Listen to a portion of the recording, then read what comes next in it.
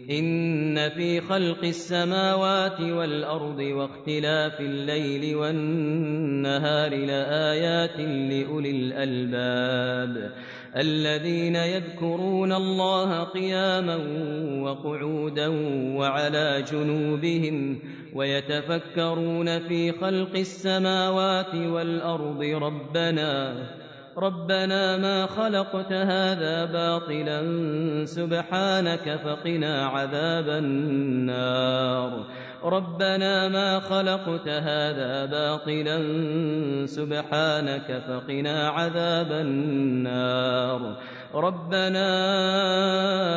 إنك من تدخل النار فقد أخزيته وما للظالمين من أنصار ربنا إننا سمعنا مناديا ينادي للإيمان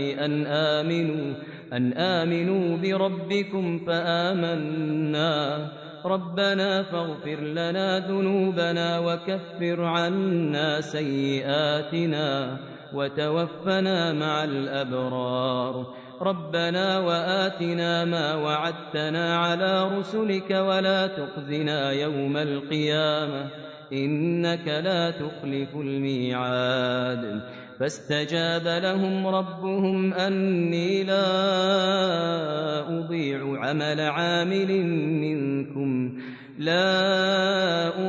عمل عامل منكم من ذكر أو أنثى بعضكم من بعض فالذين هاجروا وأخرجوا من ديارهم وأوذوا في سبيلي وقاتلوا وقتلوا لأكفرن عنهم سيئاتهم ولأدخلنهم جنات تجري من تحتها الأنهار ثوابا من عند الله والله عنده حسن الثواب لا يغرنك تقلب الذين كفروا في البلاد متاع قليل ثم مأواهم جهنم وبئس المهاد لكن الذين اتقوا ربهم لهم جنات تجري من تحتها الأنهار خالدين فيها نزلا من عند الله وما عند الله خير للأبرار وإن من أهل الكتاب لمن يؤمن بالله وما أنزل إليكم وما أنزل إليهم خاشعين لله لا يشترون بآيات الله ثمنا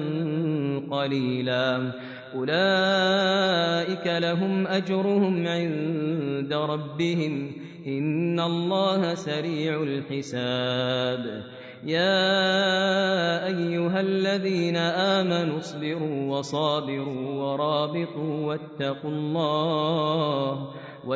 الله لعلكم تفلحون